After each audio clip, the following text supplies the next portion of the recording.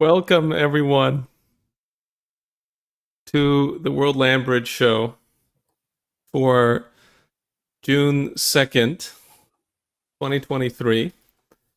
It is a Friday night at about 9 p.m., and I'm Daniel Burke, and you can see right next to me my very good friend Neil Martin, the modest scholar of American system of political economy.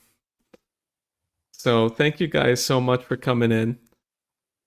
I think everything is working. We're using a new software here, so just give me a couple of thumbs up if you can hear what's going on. And then please do take a minute, if you haven't done it, like the stream and share it on Twitter, or go to my Twitter and thank you, Christian, that's helpful, and share that around. But we have something very exciting for you tonight, don't we, Neil? We do. We really do. I mean, we really do.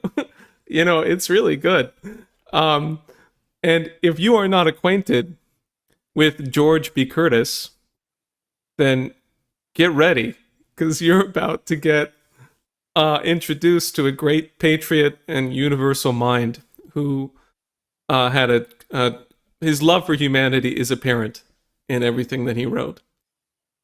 So with that being said, I think that I want to start, Neil, if that's okay, with a little clip from Lynn that I showed you last week. So how does that sound? That sounds good. LaRouche had some really funny jokes about free trade, by the way. But I won't, to avoid repeating myself, I won't bring it up. So here comes the clip. It's going to be of LaRouche speaking in 1994. Now, what was going on in 1994? In about February is when he's speaking. Where does this come from? Well, Mr. LaRouche had just been released from prison. He was on parole, and I think that he got out in like January 94. I may have my dates a little bit off on this, but it's right exactly around the time that he got out of prison. And I think that I'm gonna have to open it up in my Firefox, because I'm getting a bad response from Chrome. But here we go. Okay, this should work.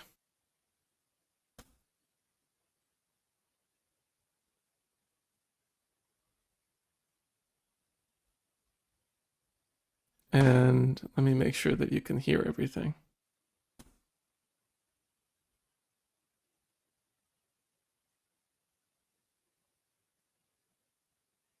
Okay, let's see if this functions.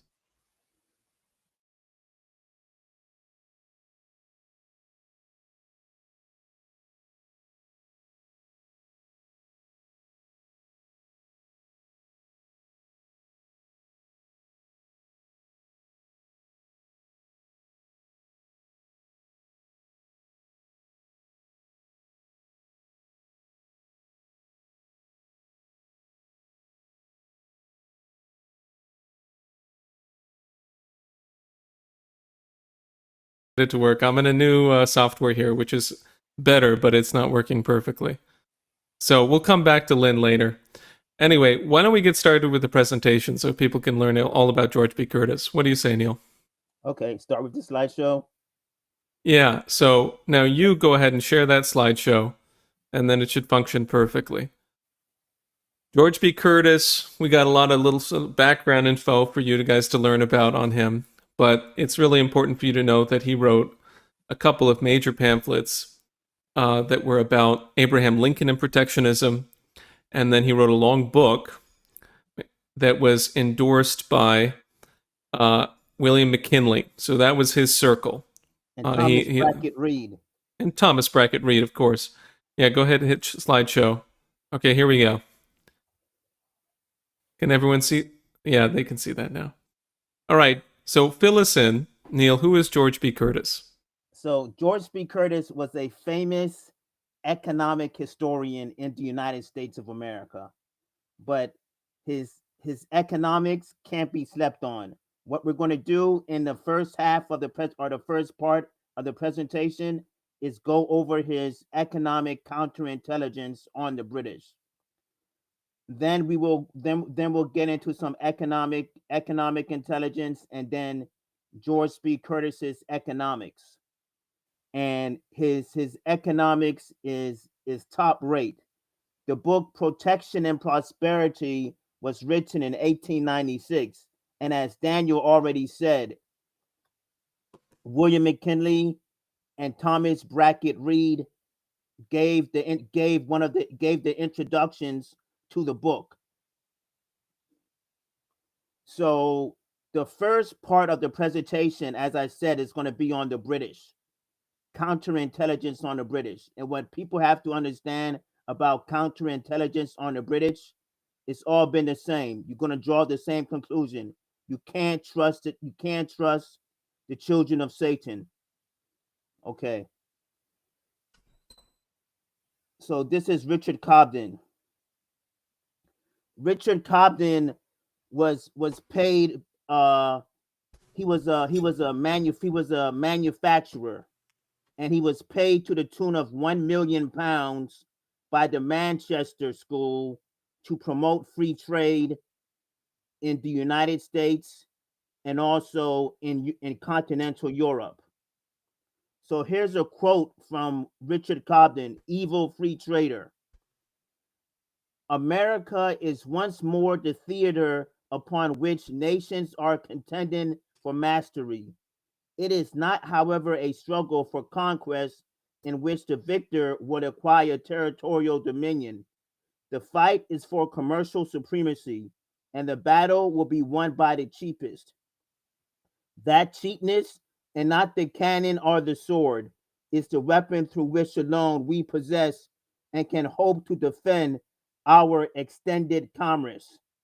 Okay, so Richard Cobden is saying that the British Empire does not want to take over the United States of America territorial wise. They want to take over the United States of America commercial wise, as in they want to make the United States of America under commercial slavery of the British. And the way that they're going to do this is by underworking the American laborer, because the British will be the country that has the cheapest labor. And a funny thing about Richard Cobden, he's talking about cheapness. Okay, if he's talking about cheapness, it's funny. It's a funny thing. He's talking about cheapness, saying that we want cheapness in manufacturers, but at the same time, Richard Cobden was against slavery. He was a British abolitionist. Oh, really? So we have a British abolitionist who, while in Parliament, he never voted for a pro-labor law to give women and children more security while working these gruesome, cruel jobs. He was against every one of them, right? And we got to focus on cheap. So if you want pure cheapness in your labor, what type of labor conditions will they be under? And what else would Richard Cobden talk about? Well, here's something else that he said. Upon the prosperity then of this interest hangs our foreign commerce. To whom are we indebted for this commerce? We answer in the name of every manufacturer and merchant of the kingdom, the cheapness alone of our manufactories. Are we asked, how is that trade protected, and by what means can it be enlarged? The reply is by the cheapness of our manufacturers. It is inquired how this mighty industry, upon which depends the comfort and existence of the whole empire, can be torn from us. We rejoin, only by the greater cheapness of manufacturers of another country. So Richard Cobden is saying, the manufacturers and the merchants of the United Kingdom only need to look to cheapness in order for them to have world domination of foreign commerce. And this is funny, world domination of foreign commerce. Daniel, does that sound like a monopoly? I thought they were anti-monopoly. Yeah, I thought the British were anti-monopoly. I I mean, thought, Adam Smith yeah. says if you promote domestic manufacturers in your country, you're going to create a monopoly. But what about the British? Is it okay for the British to control foreign commerce and people don't see that as a monopoly, but they want to say protectionism is a monopoly? These are the words of Richard Cobden. Richard Cobden is saying we will control foreign commerce by cheapness. That's a monopoly. Yeah, that's globalization. Today we call that globalization. Yeah. Right? Slave labor. Slave labor. Okay. So we go to the next slide. All right. This is George B. Curtis' commentary on Richard Cobden. The effort to vest his character with the wisdom of a statesman and the virtue of a saint has somewhat failed in England, where he was best known. He participated in all the misrepresentations and frauds that were practiced on the tenant farmers of England to procure their votes in the election of 1841 and to obtain their assistance or to allay their active opposition while he was seeking to influence Parliament to repeal the Corn Laws. The deception practiced on the agriculturalists by the Anti-Corn Law League forms one of the most disgraceful chapters of English history. Okay, so George B. Curtis is saying what the Anti-Corn Law League did was part of one of the worst chapters in British history. And what were the Corn Laws? Yeah, what are the Corn Laws? The Corn Laws, you call them grain laws. They were a tariff on all grain that was brought into England, into the United Kingdom. And these protective tariffs on grain allowed for agriculture in England, Wales, Scotland, and Ireland to be protected. When the Corn Laws were lifted, and the excuse they gave for the reason why they want the Corn Laws lifted was because we the British, who are proud abolitionists, we are very concerned about the high price of bread. Oh, so yes. We want to give the laborers cheap bread. It's very important. The British got something more than cheap bread. They didn't get cheap bread. They got something else, which was way better. All right. Now we're going to introduce a woman who she was an outstanding British figure. She was a British abolitionist, and what we got to know about British abolitionists is that British abolitionists are they hands down, the British abolitionists should have won the Nobel Peace Prize if it existed for their hatred of slavery and their fight for human rights for everybody. Oh yeah. Okay, so here we have some pictures of the Anti-Corn Law League. Let me discuss it a little bit, because I think it's important, Neil, also to give some context that, let me go through the cartoons and then you back me up on it. All right. All right.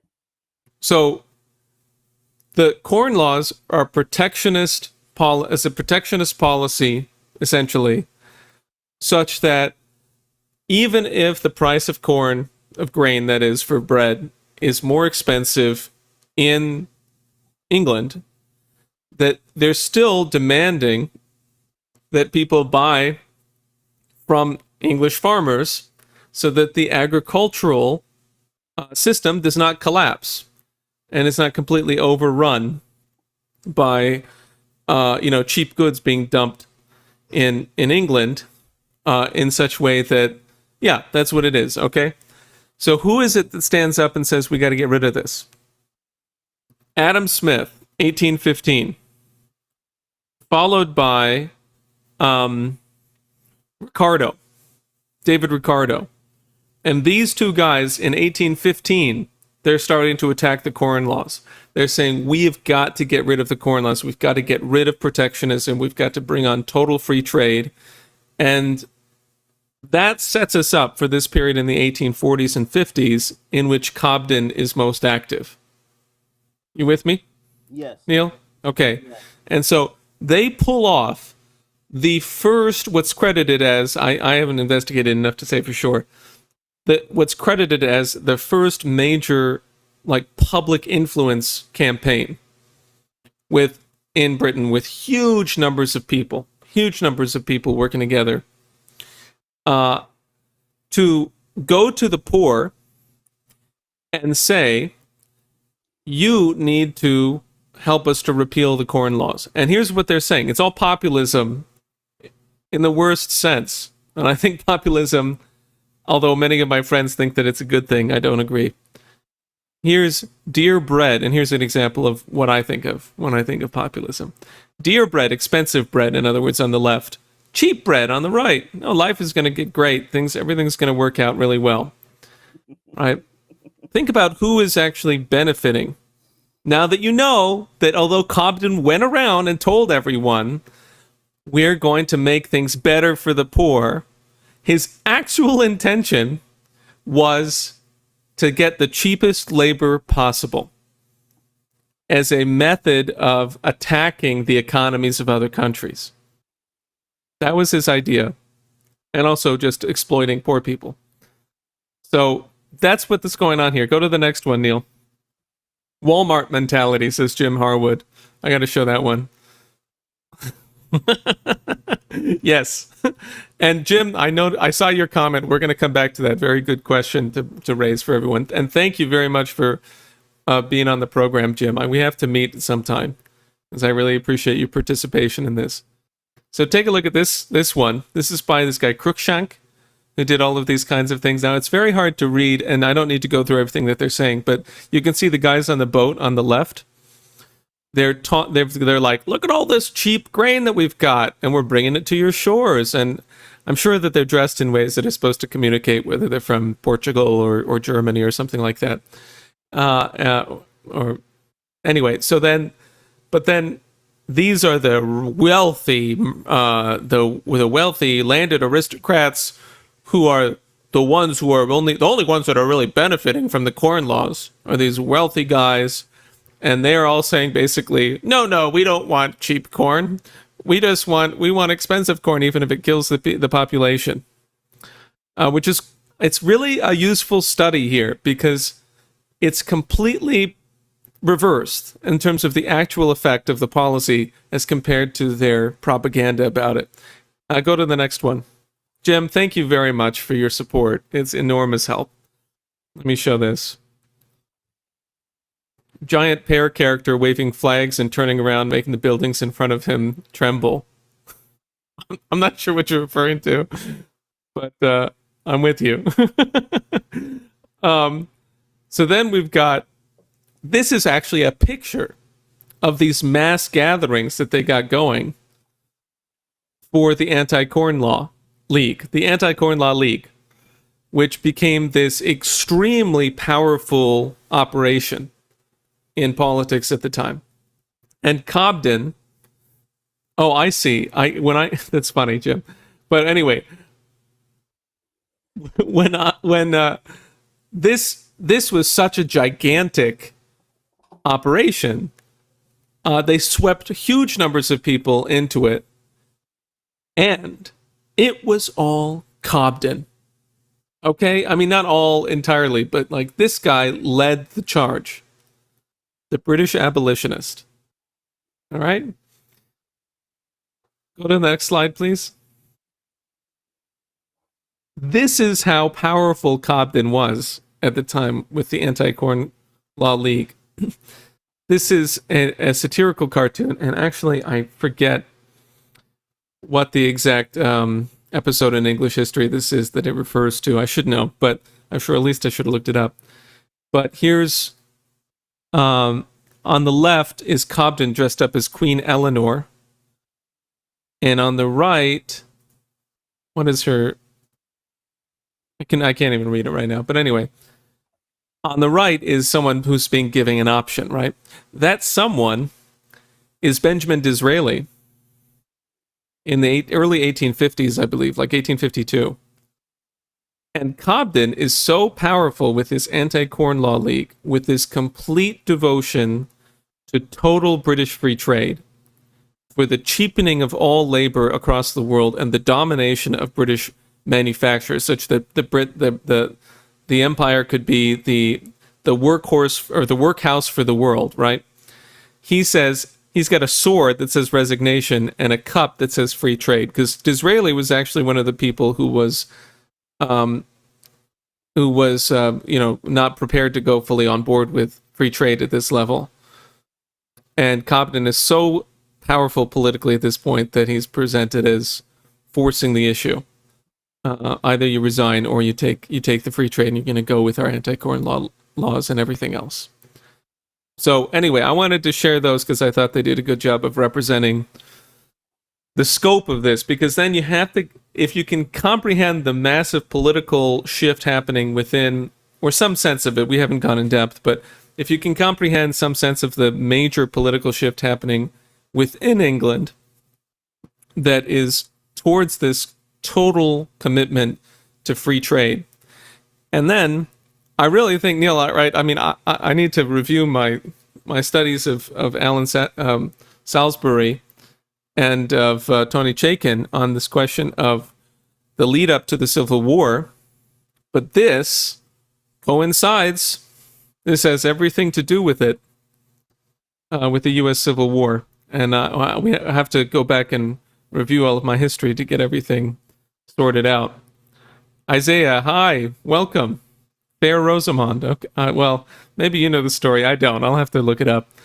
But welcome. Really good to see you.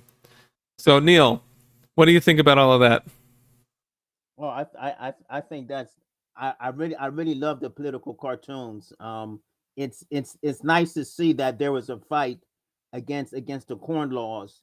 And what you got to remember about George B. Curtis, there's going to be some stuff that I'm not going to be able to mention, right? But you had good British economists and good British parliamentarians who were against the corn laws. No, well, yeah, there were. You're right, but those aren't here. These are all pro free trade. Yeah, these are all pro free traders.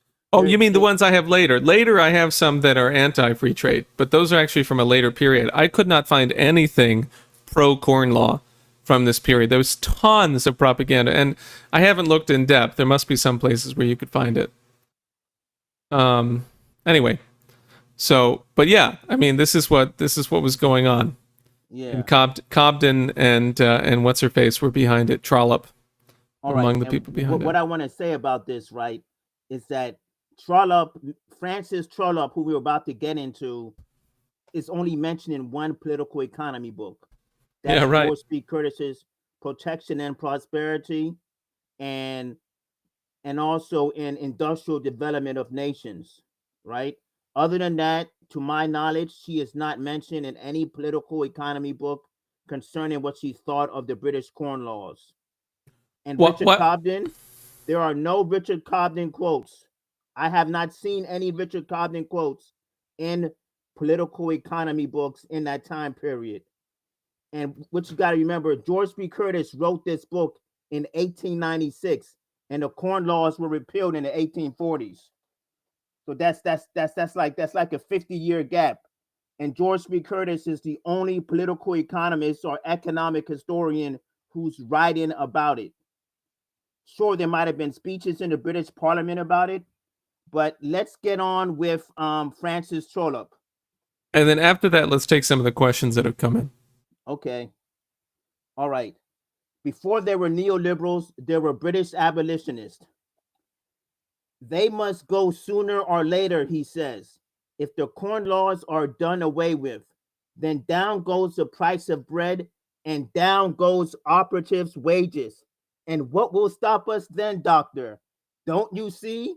Isn't it as plain as the nose on your face that when the agricultural interest is fairly drummed out of the field, the days are our own?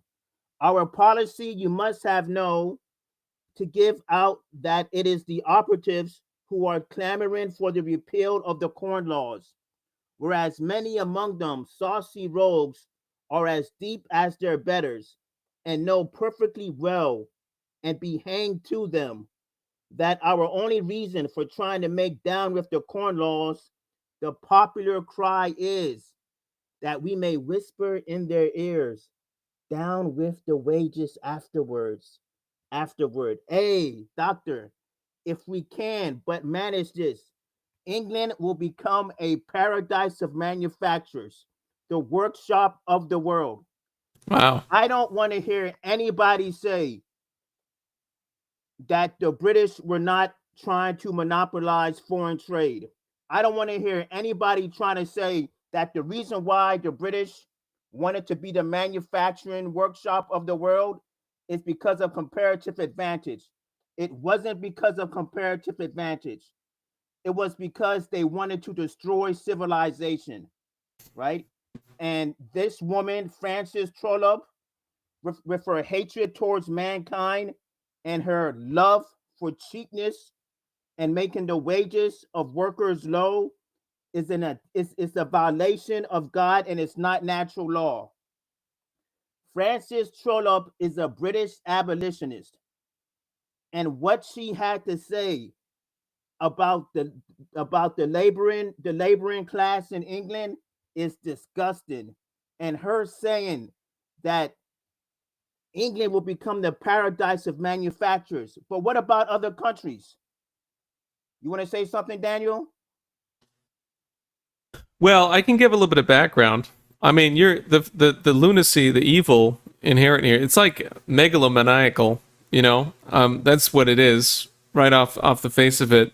But let me give a little bit of background because I looked into this woman a little bit because I did find her interesting. Her son is a famous British writer, but the top portrait is what you see on like her Wikipedia, and the bottom one, which is much nastier, is the one that is published in the United States. When she comes, I think it's the 1840s, maybe a little bit later. And she does a tour of the United States. She's one of the first people to do it. No, it's either the 40s or the late 30s. And she writes a book, a travel log, which is just basically an effort to make some money, I think, in part. But she took the opportunity to spread a lot of nasty British opinions about these uncouth, uncivilized Americans. And the horrible things that she encountered with him. Like, she complains all the time about how people spit everywhere. She thinks it's so uncivilized. But she traveled through the United States and was involved in these. This is where you see such a good connection to the Vijay Prashad stuff. I don't know, Neil, if you've been following that, but she was traveling to these utopian societies that were being set up at the time. These utopian like communes that were being organized. And what she was really doing was, she got actually fed up with the utopian communes and just toured around, including especially, I think, in Ohio, which at the time was kind of a frontier area. And so she wrote extensively about how horrid the Americans are. And then, meanwhile, what she was involved in was this British abolitionist crowd, promoting all of this kind of anti-American stuff from the standpoint of just pure British imperialist outlook and hatred of human beings. Like saying you're against slavery and then calling for the cheapest labor that can possibly be created. Just total fraud. And I think that we have a lot of Frances Trollops walking around today. A lot of people with moralistic attitudes about how great they are. Anyway, while they're committed to genocide, in fact, in their ideas. So, Neil, that's what I wanted to say here. Can we go to some questions, or? Yeah, we can go some questions. Okay. All right. So here's a couple of good questions. First of all, we'll go back to Jim Horowitz. He says, "Is Cobden writing?" I guess I'll no. Is Cobden writing about what we see today was done in China, producing cheap consumer goods? Is he also describing the 37 million Mexicans exported into the U.S. as a source of cheap labor? I don't know about that figure, but obviously we know what you're talking about. Do you want to respond to that? Well, Richard Cobden, he's writing for the British Empire. Um, the British Empire has to become the workshop of the world, and they can outsource countries to become the workshop of the world. It didn't work in Mexico, and it didn't work out in China because China's not following that path. China now has the BRICS, and the BRICS set up this bank, the NDB, the New Development Bank. There is no such bank created by the West that matches the intention of the New Development Bank. The only political economist to have thought of anything like the world, like the New Development Bank, was Lyndon LaRouche, and that was his International Development Bank. So we can say that what the British want in cheap labor, they outsource the workshop of the world. It's no longer, they actually outsource the workshop of the world um, in the late 19th century. So the British were no longer thinking about having by dominating the world by commercial slavery. They were doing it by foreign policy and the financial sector. So one country will be a military might, one country will be a manufacturing might, while the British, they were the financier oligarchy. And their foreign policy, every European nation had to follow the foreign policy, the same with the United States of America. What people have to recognize about the British is that their foreign policy is followed by Europe, as we see with this war in Ukraine, the special operations that the Russians launched. That's a British foreign policy. The financial, the British financial oligarchy, they're the ones who are vehemently against Glass-Steagall and LaRouche's four economic laws. These were the people Richard Cobden was ultimately working for.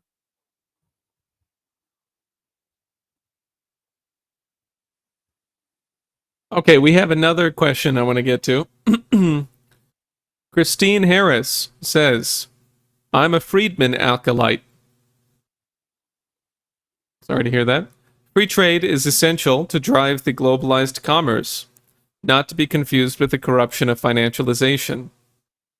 Is free trade essential to drive globalized commerce?" What about domestic commerce? One thing about free traders is they never, never, never, ever, ever talk about domestic commerce. Now, my question for that lady is, what economic history have you done? And what do you think about changing foreign trade? So instead of dominating and destroying third world nations even more, what about having a trade that is technological transfers of technology to third world nations and actually developing them? This is what LaRouche said in a short paper, sedate that accountant. And Freeman should be a sedated too. He should have been sedated because he isn't an accountant. And what I strongly suggest is look at economic history of the protective tariff and free trade and see what happened to the British population. You should just see what happened to the British population. They had the worst education system in the 19th century out of Europe. because they weren't educating kids. Their kids were juvenile delinquents. Like just think, Oliver, the story of Oliver Twist. Put that in every parish in England. It's just not one parish. The problem is so big. They never talk about what the laboring conditions of what free trade has done. We opened the presentation with Richard Cobden. That's your free trader. If you don't recognize Richard Cobden as a free trader, you're bonkers. Because every people worship a true free trader would worship Richard Cobden. He is the GOAT of free trade post 18 from the 1840s and onward. He is the emblem of free trade. People behind him are John Stuart Mill, John Bright, but Richard Cobden, he is the gold standard for British free trade. Can you tell people about the Cobden clubs a little bit? Okay, so the Cobden Club was created in the 1860s, and the mission of the Cobden Club was to spread free trade, that benevolent free trade, the human rights free trade into the United States and into Europe. And they interfered with politics and elections in the United States of America.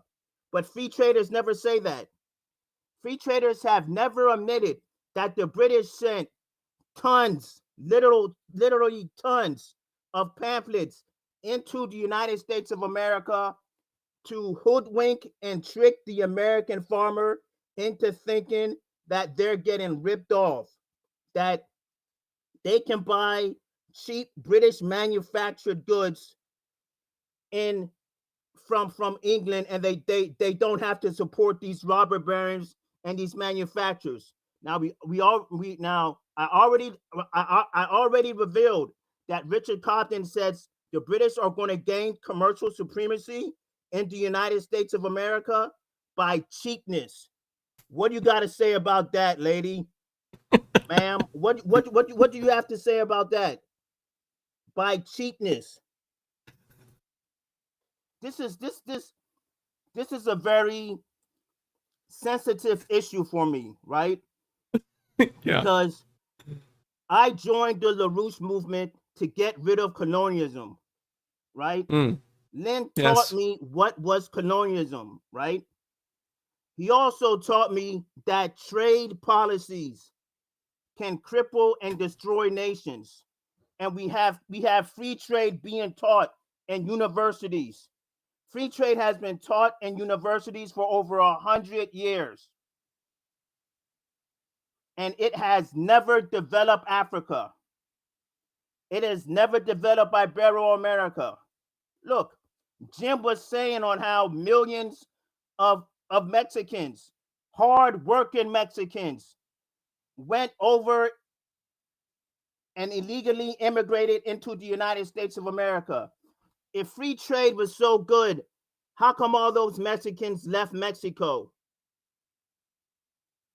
If free trade is so good, how come all these Africans are risking their lives and trying to sail across the Mediterranean Sea to get haven in Europe? Free trade just doesn't add up. You have to take a look at the economic history. If you don't take a look at the economic history and you don't see the you can amass tons of economic counterintelligence on the British. If you think I just have George B. Curtis, I have others who have tons of economic counterintelligence on the British, and Henry Carey is one of them. Frederick List is another one of them. Let's keep going. And then we're going to come back to Frank's question a little bit later. So we have the British abolitionists like Francis Trollope. Yeah, who, one more quote from this evil lady. Oh, this is a great one. Look at this. The rest of the world through the eyes of a free trader. By Jove, if I had it my way, Crockley, I'll turn France and the Rhine into a wine cellar, Russia into a corn bin, and America, glorious America, north, south, east, and west, into a plantation. Okay, I challenge every free trader. Are you going to adopt her policies? Are you going to say this is what free trade wants to do? Or are you going to blatantly lie to me? Because free trade is not going to develop domestic commerce. What she just said, she is saying the France, the Rhine, Russia, and America are not going to have domestic industries. They're not going to have domestic commerce. They're not going to be independent. They're going to be like Africa and other third world countries. And free traders want to say something else about that. That's just ridiculous. You're right. I really hope we can get a debate with a free trade grouping, including I would because love it. we know some friendly libertarians with the Mises von Mises Institute.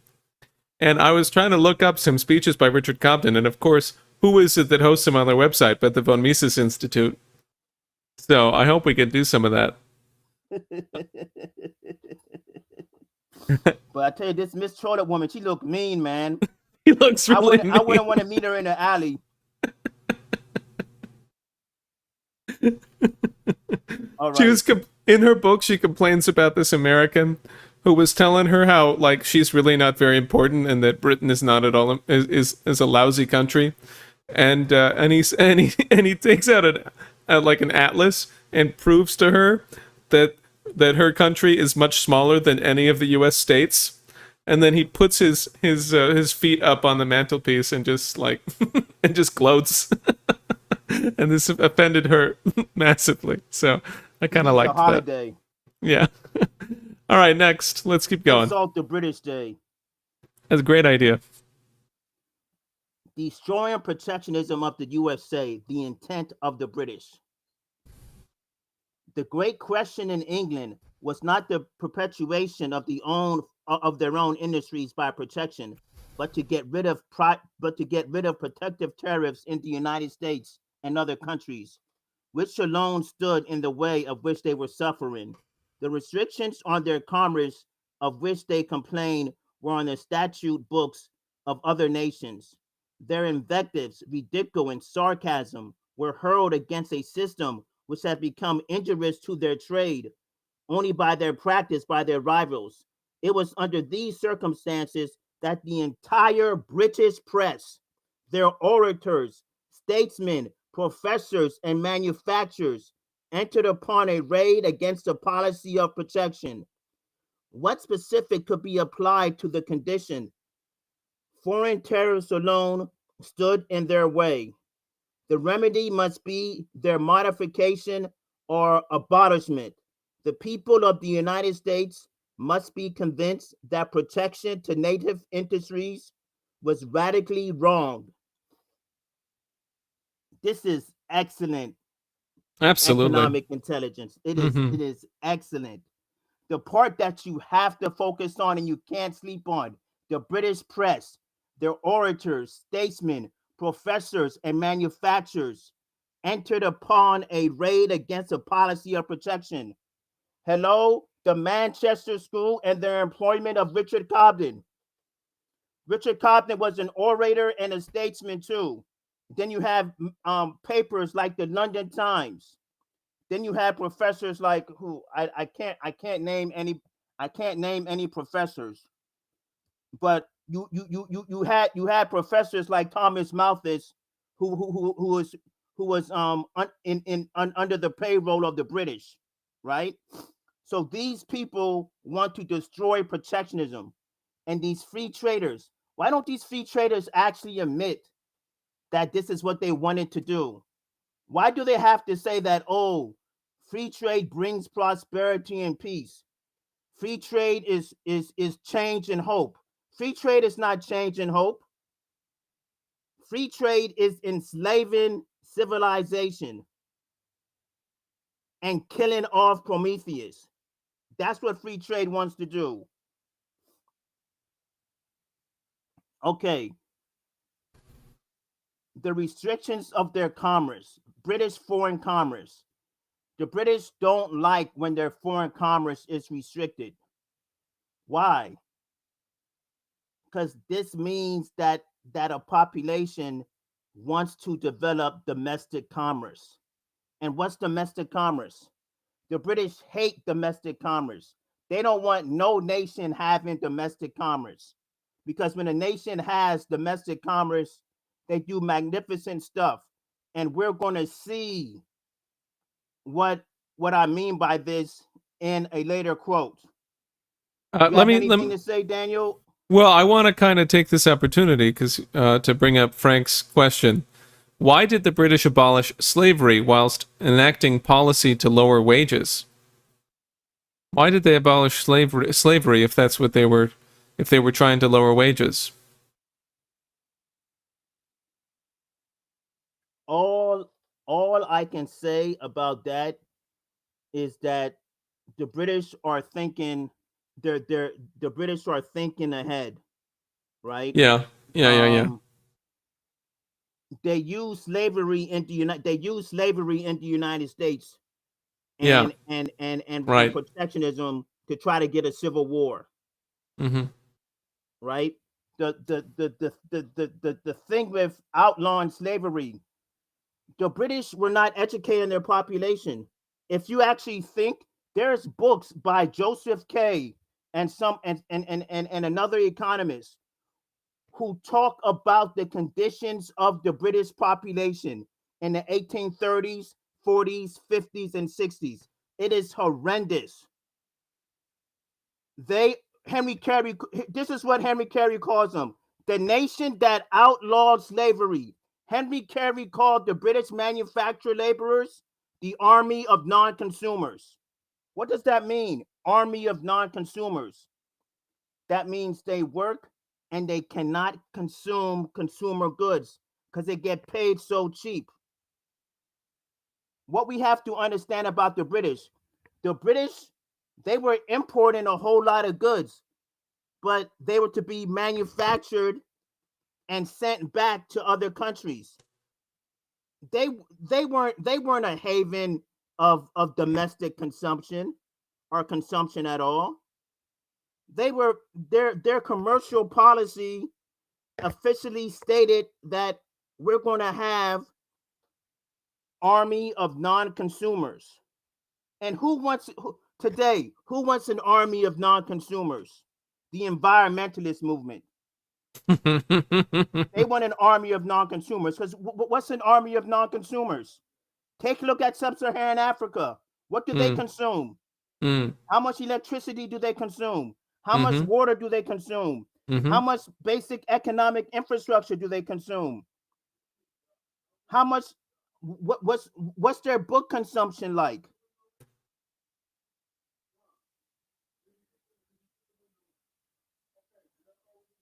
Yeah.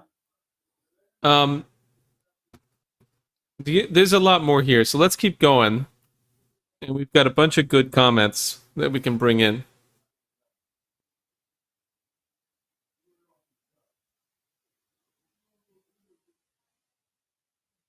Okay. Next Oh, here quote. we go. We've got a response though from Brian. That's straight to the point. Not it doesn't have the whole thing, but he wants to bring up the Henry C. Carey book, The Slave Trade, Domestic and Foreign, which LaRouche was actually talking about in the clip I was going to show before. But you go ahead, Neil. We'll come back to this a little bit later. The home trade is our main concern. However great our loss may be in foreign commerce and our national finance, it is insignificant when compared with the disaster which have befallen our home trade and the want and suffering it has brought to the firesides of our wage earners. The closing of mills, the enforced idleness of labor, the bankruptcy and ruin of businessmen have made the loss to the whole country incalculable. Okay, so what this shows is that George B. Curtis does not bank on the principle that foreign commerce is how you determine the prosperity of a nation. George B. Curtis is saying within these lines that domestic commerce determines the prosperity of a nation, right? And so that's how powerful domestic commerce is. And this is something that free traders are not going to say, right? So George B. Curtis is saying, look what happened to our mills, the enforced idleness of our labor. Do British free traders ever talk about the enforced idleness of labor? I mean, like, I've looked at John Stuart Mill, I've looked at Adam Smith, I've looked at David Ricardo, I've looked at John Carnes, I've seen some Richard Cobden. They're not complaining about enforced idleness of their population. I don't see it. The bankruptcy and ruin of businessmen. I repeat again, the bankruptcy and ruin of businessmen. What were these businessmen involved in? They weren't involved on Wall Street or a part of the Eastern banking establishment. Yeah. They were a part of the physical economy. These are the key entrepreneurs that LaRouche always talked about. People who were, on the basis of available credit, able to exercise their own creativity to introduce new scientific discoveries, technological achievements into the economy through this wonderful American entrepreneurship. And those are the people that were taken down, and including, of course, what is persisting today, the attack on the farmer that Cobden is responsible for setting up in the way that we've been discussing. Yeah. Next slide. Keep going. We got a lot of good stuff to bring up for questions, but not quite yet. U.S. consumption, box office. We use all our manufacturers of their equivalent at home. That means that what we manufacture, it is consumed in the home trade. That's box office. That is very powerful. That's all. I only had to read that sentence to show you how box office American manufacturers were, right? We consume 1/4 of all the sugar produced in the world, 1/3 of all the coffee, 1/3 of the iron and steel, 1/4 of cotton, 1/3 of wool, nearly 1/2 of all the coal, and 1/2 the template. We raise twice as much cotton, 10 times as much corn as the remainder of the world put together. This is not because of free trade. This is because of protectionism. We produce 1/3 of the world's production of gold and silver. We have 1/3 of the world's steam power. We grant twice as many patents annually as the rest of the world. 1/3 of the 1/3 of the wealth daily accumulated by the whole world is acquired by the United States. This doesn't apply to India. This doesn't apply to Ireland. This doesn't apply to Portugal. It doesn't apply to China. It doesn't apply to the West Indies. It sure as hell does not apply to Canada and Australia. Because talk about wasting talent. You got a whole lot of wasted talent going on in British colonies. They don't do this type of consuming. Were the British doing this type of consuming? No, they weren't. One thing that George B. Curtis left out, which he should have put in, is how many miles of rail does the United States of America has? Because that's part of consumption too, but that's infrastructure. But everything else, the British want this type of market. They don't want a market in sub-Saharan Africa. You name a country, the Congo, they don't want it. They want something like the Congo, like the Belgians got for export of raw materials, right? Because as you said, right? Because the infrastructure went from mines to the seaport in England, right? If you take a look at India, right? Industry and infrastructure was not designed to develop and elevate the population of India. What happened if the British actually made a United States out of India? They would not do that. Why wouldn't they do that? Because they view man as an animal and they don't want to elevate man, and they're headhunting Prometheus, right? This subject, we use all our manufacturers are the equivalent at home. Free traders don't get this, and the normal population doesn't get it.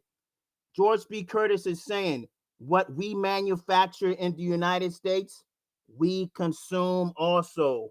So that means they have domestic commerce, and that is so important. Let me show you something, Neil, that has to do with this guy Vijay Prashad, who we've been going up on.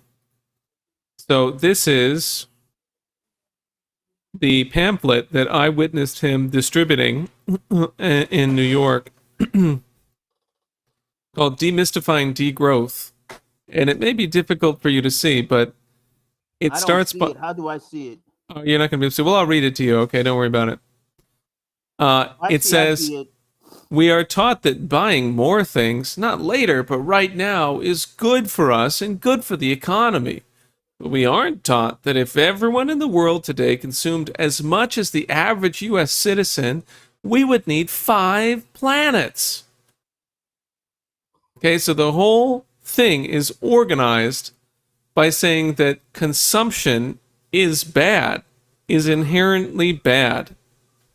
The whole thing, they take exactly what he's what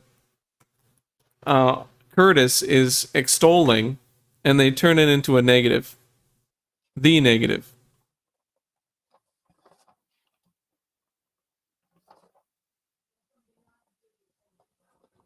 So why don't you continue? I want to put that up. Okay. Um. So, moral of story: develop domestic commerce, the home trade. All right. The opportunities for employment and business enterprises through a development of domestic resources and a vast home trade, secure a wider and more equal distribution of wealth than is possible under a one-sided trade with foreign countries. This is what communists should pay attention to. The abilities of laborers, artisans, mechanics, clerks, salesmen, the professional and commercial classes to buy and own homes and accumulate property is increased as the home trade expands. The most unequal distribution of wealth among civilized nations is found in England under the policy of free trade, where the submerged class is growing in numbers, the army of non consumers. The middle and artisan classes are being leveled down to the submerged, while the wealth is year by year centered in the hands of the few. On the other hand, the history of the nations teaches that the most equal distribution of wealth is found in those countries which have developed domestic resources and industries through protective tariffs. Can you please stop ignoring protectionism, communists? Can you just please stop ignoring it? So, domestic commerce. Domestic commerce is numero uno, right? Domestic commerce is going to expand the home trade. And when the home trade gets expanded, what happens to diversity of employments? Henry Carey's phrase, diversity of employments. It increases, right? And George B. Curtis is saying, if you want to have an expansive home trade and grow your home trade, you need protective tariffs. This is something that everybody has to be on board on, right? He's also saying the ability of laborers, artisans, mechanics, clerks, salesmen, the professional and commercial classes to buy and own homes and accumulate property is increased as the home trade expands. Protectionists, the American system, were the only school of political economy that were talking about the benefits of domestic commerce so much. I don't see free traders talking about the benefits of domestic commerce. I don't see it at all. I don't see it from the communist camp either. Right? All right. Then we go to these. Can you explain these pictures, Daniel? I don't have a whole lot of, the report on these pictures, but they are, yeah, they speak for themselves. But they are British, and they are from later on. I think this is late 1800s, actually, it looks like it's early 1900s.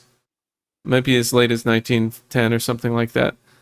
But anyway, free trade, misery and poverty, or tariff reform and prosperity. A free trade victim, it's work we want. Free imports mean idle mills. Go to the next one. This one's really good. The next slide. Yeah.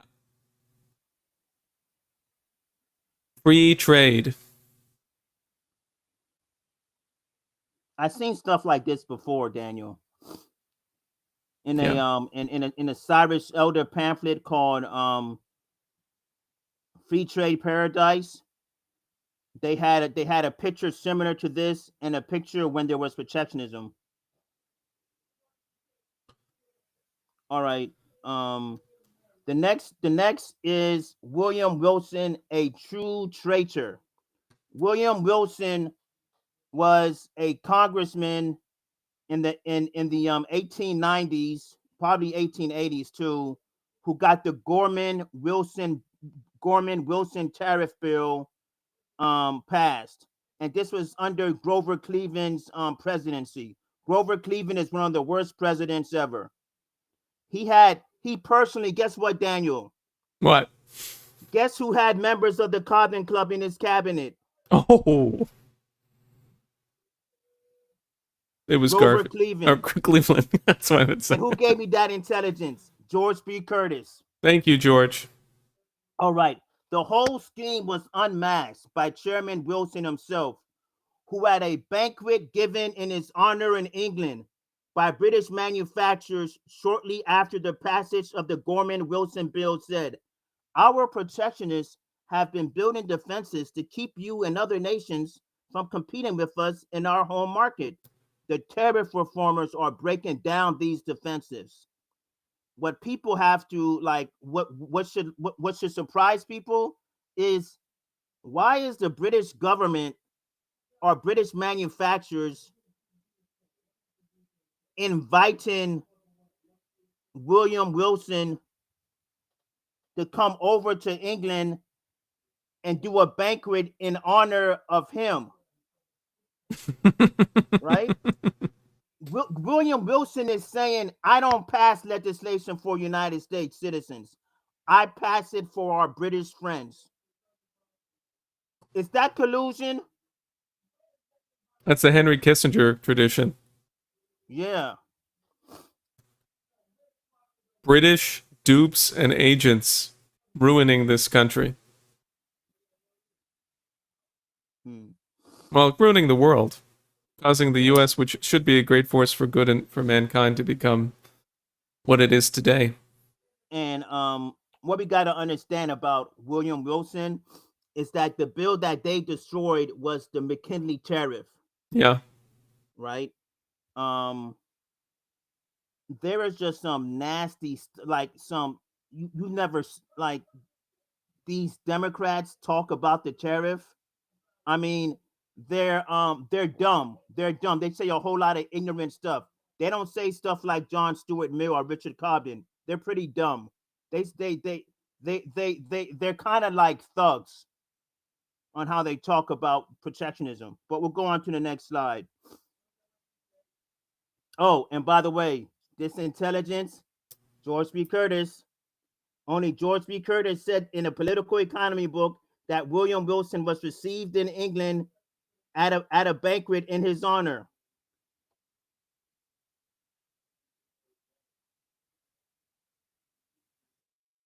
Inside the minds of free traders. Free traders persistently attempt to limit inquiry and treatment solely to the subject of money getting by individuals. It is from this method of dealing with the subject, arising from their conception of man as governed wholly by selfishness and animal instincts in the affairs of life, that the free trade school has been accused of advocating cold-blooded, unsympathetic rules for the government of trade and commerce.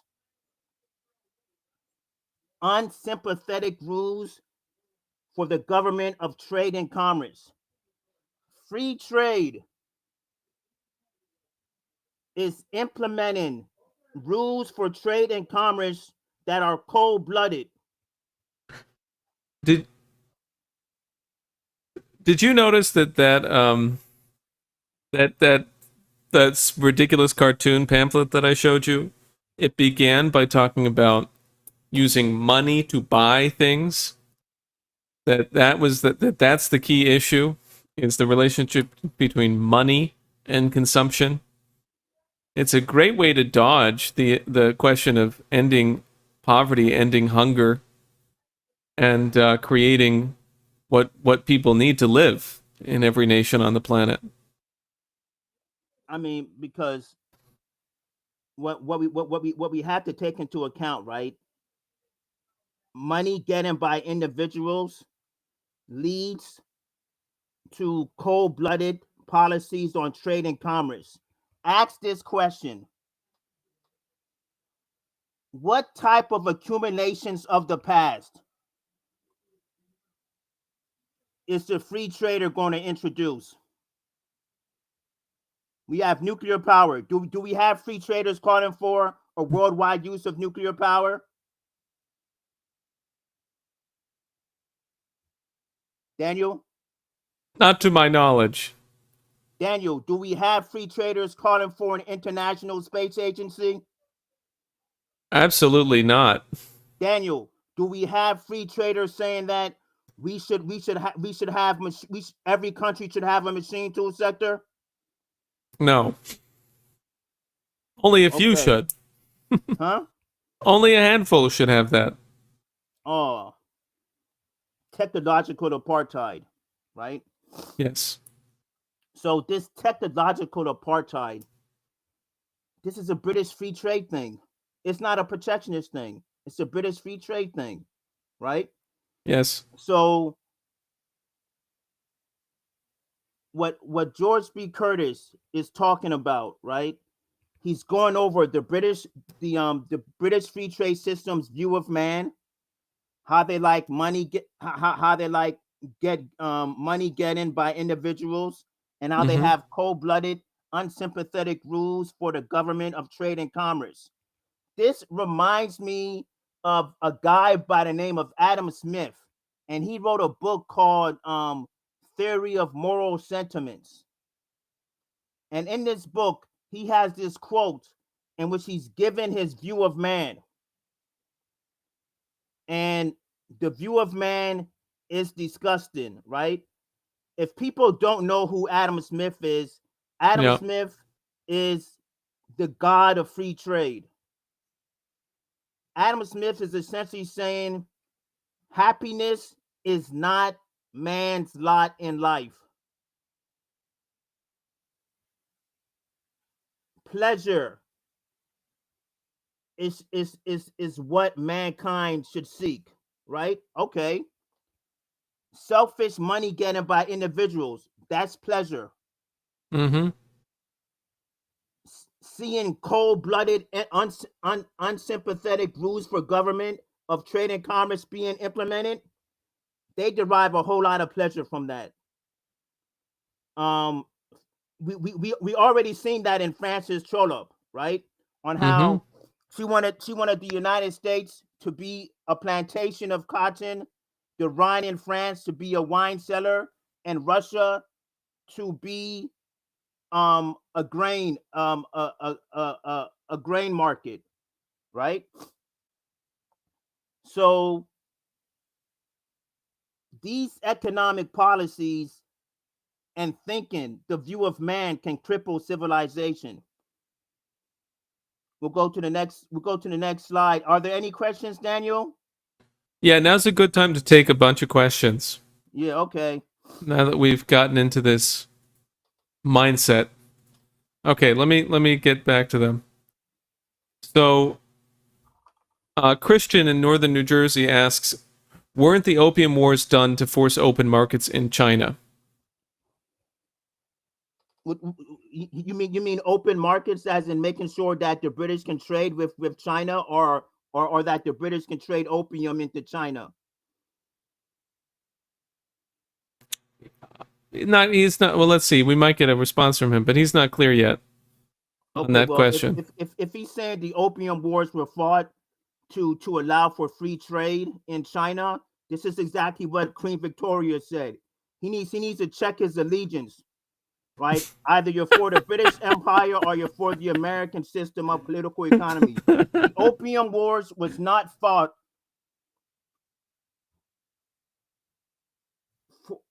was not fought for humanitarian trade rights. It was fought to cripple and destroy and humiliate China. That's what it did. You think the opium wars benefited China? What would be nice, right, if someone asked that question to Chinese scholars or members of the Chinese Communist Party and see how they react towards it, right? The Chinese are very. I know this guy doesn't mean he just asking the question. He's not some far off evil person. I'm not talking about that, right? Yeah. But the people who think that the British were trying to open up China is insane. Take a look at India. You call that opening up India? They destroyed India's cotton manufacture, right? India had great domestic commerce concerning textiles. They destroyed that. Nearly everything that the Indian did was taxed by the British. Poppy was being raised in India to be sold in China. Millions and millions of Indians died of famine. Do you call that opening up a country? That's not opening up a country. That's nonsense.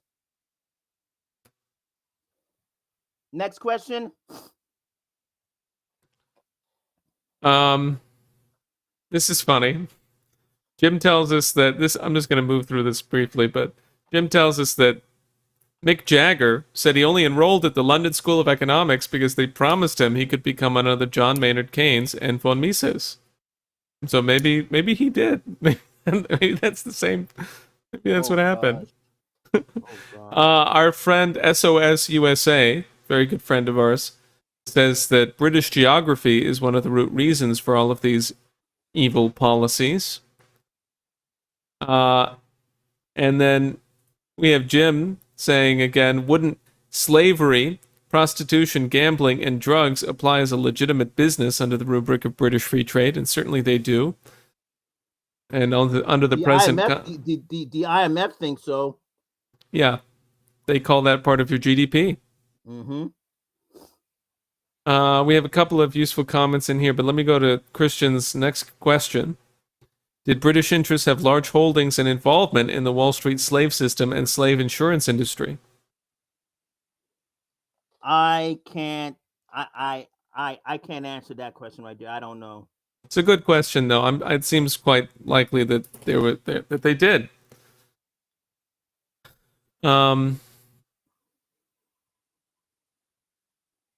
Let's see. Anyway, a lot of other good stuff here. Comments from our friends. Some question about what you're saying in terms of the relationship between communists and protectionism. Our friend Lumpia Logic says China and DPRK are protectionist and USSR was protectionist. Well, this is where things get a little bit confusing, I think, because Jim also says, can you say something about Trump's use of tariffs against China? And although in the past several years, when you talk about protectionism, everyone has talked about Trump's tariffs, that Those are would not be protective inaccurate. They're, tariffs. they're not, Those are not protective tariffs. those are just sanctions. That's just economic warfare. Donald Trump has a rudimentary understanding of the protective tariff. To call him a protectionist is a freaking insult. I mean, it's really he has good intentions, right? But did he ever go after the British? Did he pinpoint who was going after the American system of political economy? Nope, he never did, right? If what is a protective tariff? A protective tariff has to increase domestic commerce. Trump wasn't using those tariffs to increase domestic commerce. He wasn't doing that. Yeah. Any clear-minded person can see that that was not happening. But the population doesn't know the main purpose of protectionism is to increase domestic commerce and to elevate the standard of living for the population. They don't tariff, right? Trump put tariffs back on the map, but he does not represent the American system of political economy. He's like a jabroni. I hate to say it about the guy, right? You know, he has, you know, decent foreign policy, but economic policy, you can't go around saying that the stock market represents a good fit, a good economic fit for the American population. It doesn't. The stock market going up, it's not doing anything with the physical production and physical economy of the United States. The stock market goes up, the financial aggregates go up, and the monetary aggregates supersede them. He doesn't understand Lynn's triple curve, right? If your tariff policy doesn't do anything to fix that triple curve, that is not protectionism. That's all I'm saying on it. Yeah. Yeah, I agree. Also, he lied because before he became president, he said the stock market was fake. But then after he became president,